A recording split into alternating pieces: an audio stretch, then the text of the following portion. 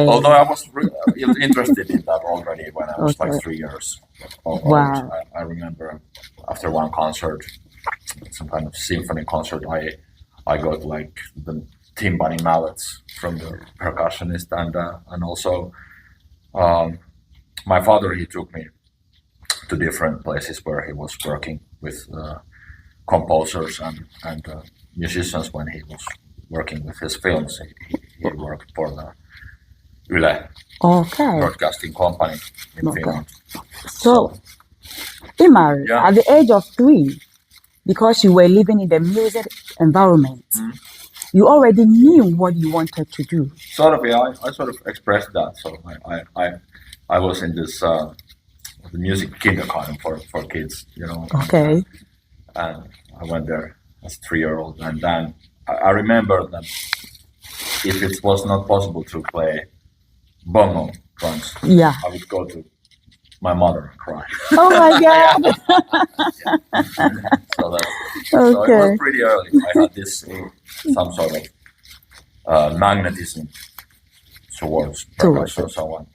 And when my father took me to some TV or recording studios, you know, where he was, you know, involved with, you know, I was put to sit on the back of the drum set. Yeah. Already, although my feet didn't reach to the ground. Yeah. But that was because I expressed it myself that, hey, Dad, it's like exactly.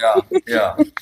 So, but when I was 6 years old, I started with the flute, and it was not until I changed school when I was 9, because then at that age I was involved in Helsinki, this church boy choir. You were in the choir? Yeah, choir. At the church? Yeah. Wow. The church boy choir, Okay. like this German tradition. Yeah. Also, so this, like, because of this choir, we had rehearsals in another school, so it was natural for me to change school to the 3rd grade when I was 9 years old, and then I went to a music class. Okay.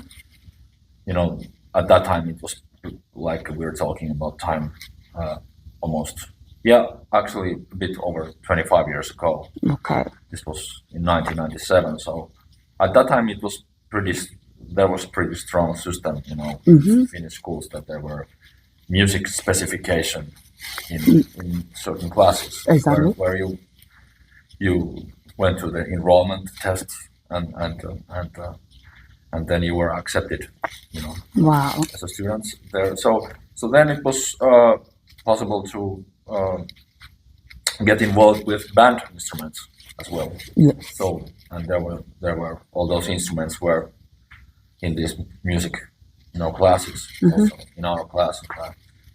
And from there on, I sort of developed my interest again, towards drums, you know. So, and year after that, when I was around 10, I got my first teacher.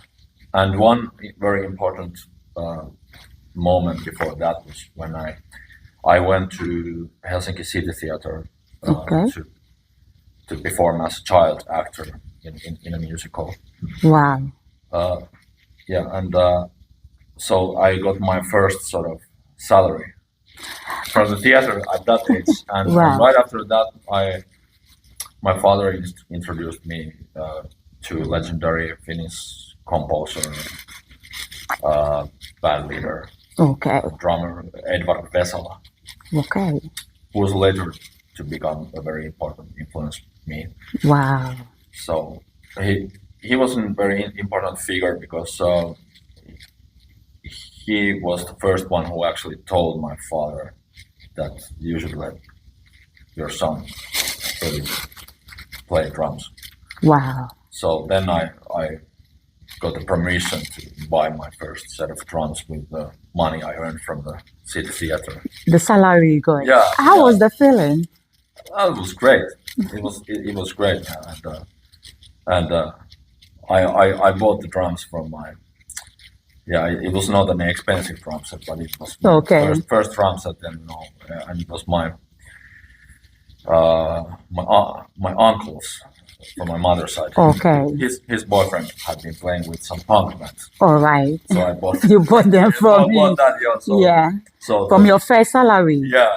That was a great deal. That was from great your deal. own sweat. You've worked for it. Yeah. And you earned it. Yeah, sort of. Yeah.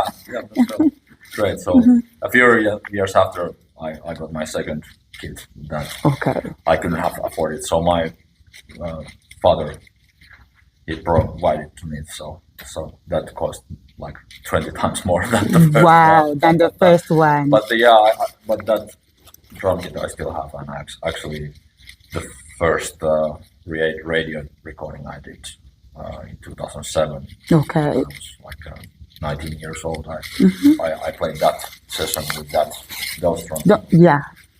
So I still have those at home because because my